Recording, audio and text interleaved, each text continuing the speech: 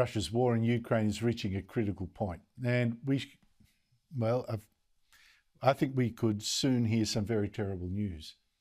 Now, I know for the first couple of months of this war, Russia's got smashed, but now it's regrouped. It's got a new overall leader. It's concentrated its forces, now focusing on capturing just Ukraine's east and most of its coast, expanding from the territory it already captured. That's with the stripes through it in this map, like the Crimea right down the bottom. Now, the orange parts are what it's now captured in the past few days, but the critical battles for Mariupol, you see that sort of bottom right, a city on the coast northeast of the Crimea. Mariupol is the key city to Russia being able to link up its captured areas. But for 50 days, Ukrainian soldiers there have held back the Russians, but they now hold just the industrial area of Azovstal, which is sort of industrial area that's got lots of places to hide, lots of tunnels, cellars. Russia is blasting that area to bits, even though thousands of refugees are hiding underground there. And there's not much left that's undamaged in that area, or in fact, in the rest of the city. And the Ukrainian troops say they can't last much longer. Звернення до світу. Це може бути нашим останнім зверненням. В нас, можливо, залишились лічні дні або години. Угрупування противника в десятки разів перебільшує нас. Вони мають панування у повітрі, в артилерії, в угрупуваннях, які діють на суходолі, технікою та танками. Ми ведемо оборону на одному об'єкті, на заводі, де знаходяться військові Маріупольського гарнізону та цивільні особи, які потрапили в пастку війни. Ми звертаємось до світових лідерів допомогти нам. Now, Russian President Volodymyr Putin, he desperately wants to announce some big victory in Ukraine by May 7. May 7 is when Russia holds its big annual parade to mark victory over Nazi Germany. And that has to be, for him, Mariupol. It'll be the only big city it has ever captured in this war. But Ukrainian President Volodymyr Zelensky is begging the world for more heavy weapons. So he needs these to push the Russians back. He even has a shopping list. We need heavy artillery, armed vehicles, air defense systems, and combat aircraft. Artillery, 155 millimeters. Artillery shells, 152 millimeters, as many as possible. Multiple launch rocket systems, Grad, Smersh, Tornado, or M142 HIMARS. Armored vehicles, APC, infantry, fighting vehicles, others, tanks, T-72 or similar tanks from the USA or Germany. Joining me is General Jack Keane. He's a retired four-star general. He's a former Vice Chief of Staff of the US Army, now Chairman of the Institute for the Study of War. General Keane, thanks for your time. Looking at the map, it seems that Russia can come out of this war with what it at least can claim, to Russians at least, is a victory, a huge chunk of Ukrainian territory in the east and on the Black Sea coast. Is that how you see it? Yeah, well, certainly their strategic objective now, obviously after having failed at their main effort to topple the capital city of Kyiv and also to get the government to surrender and put in a pro-Russian government, after that has miserably failed, I think their strategic objective certainly is to deny Ukraine the use of their southern coast, and that's the Sea of Azov and also the Black Sea. And to do that, they want to focus on the Donbass region, which, so our audience understands, they have been there, the Russians and the separatists, since 2014. And it's been contested and stalemated, where the Russians have controlled 1/3 of that region. Now they want to take the other 2/3 and establish a land bridge to Crimea once they seize the city of Mariupol. That is their objective. The Ukrainians are standing in the way. The Ukrainians cannot be underestimated after the success that they've had. But the Russians outgun and outman Ukrainians here, much as they did in the northern campaign. However, the Russian supply lines are much shorter because Russia is close by, and the Ukrainian supply lines go all the way back to Poland, where all the U.S. NATO equipment is coming through. But nonetheless, the Russians are exhibiting some of the same problems, Andrew, with poor command and control, poor morale, logistics not being what they should be, and they've made some small gains but not significant gains so far in this offensive. I'm hearing you very loud on the weaknesses still in the Russian army. It has, though, seemed to have changed tactics under its new overall commander. There are no risky advances now, no sort of, paratroop landings next to Kiev or anything like that. And it's now blasting everything before they go in, which is something the Russians have done ever since World War II, of course.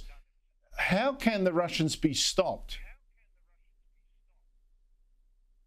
Yeah, well, certainly the Russians are using heavy aerial and artillery bombardment in preparations for those advances.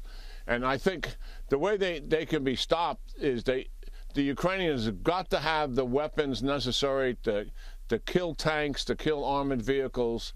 They need the counter battery radar, which they have asked for, and they're just beginning to get, so that they can shoot down the artillery. And how that works is when artillery fires, the radar picks it up almost immediately, and you can return fire within seconds to kill the very artillery tubes that are shooting at you.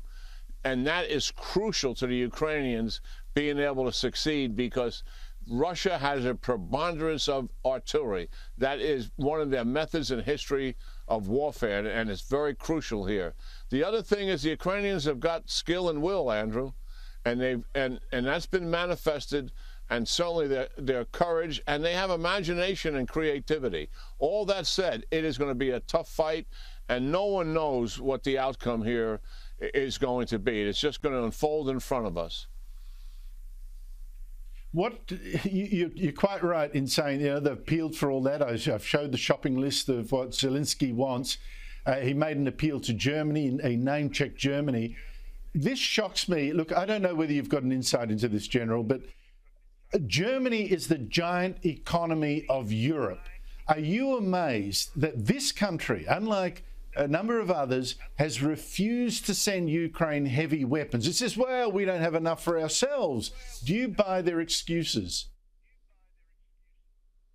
Well, it's a terrible excuse, particularly in the face of what Zelensky is facing in his military and his very desperate appeals, and also building on the success that he's achieved and the opportunity that's in front of him to actually deny the Russia this territory and to push them out.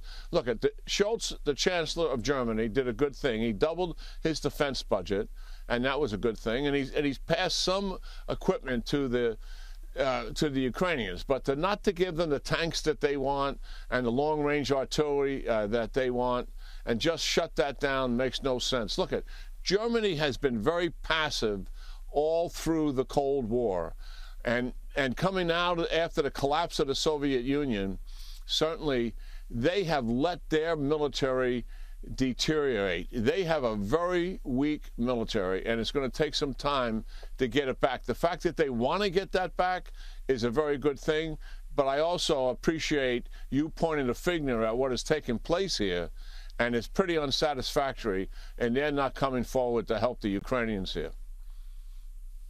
I find it absolutely astonishing that the Greens there, the Greens party, part of that coalition, they want to help Ukraine, whereas the main party, the government, they do not. I just find that unbelievable. That just says something. I wonder what the Russians have got on Germany or its leadership. By the way, can we end on this? We're almost like fighting to the last Ukrainian, I've got to say. They're bearing the brunt of this war, which I think has got significance for all Europe, if not the Western world. How important do you think it is that Russia is not just stopped, but defeated in Ukraine? Yeah, well, what's happening in Mariupol is certainly an indicator of what we're dealing with here with the Russians. By the way, they have already made an announcement on 9 May, which is Victory Day for them in Moscow, celebrating the defeat of Nazi Germany. They intend to have a military parade in Mariupol celebrating their victory in Mariupol as an indication of the strength of the Russian military. But when I look at what's happening here and the opportunity that Zelensky has given us, Andrew, he and his military, it's an opportunity to crush the Russian army in Ukraine. What better deterrent does NATO have than that the army would be crushed and they wouldn't be able to even think about conducting a further-on attack into a NATO country for a number of years until they recovered from that kind of a debacle. That's the opportunity that's in front of us, and all NATO nations should see that as in their national interest to help the Ukrainians defeat the Russian military in Ukraine. It's very interesting you point to that ambition to have a May 9 victory parade in Mariupol. I've already seen propaganda video coming from Russia of almost what you could see as a rehearsal, a tank column going through. They've got a few people, locals, by the side of the road, apparently welcoming the liberators. It seems to me a rehearsal for exactly what you say they're wanting for May 9 itself. General Jack Keane, thank you so much indeed for your time. Yeah, good talking to you, Andrew. Thank you.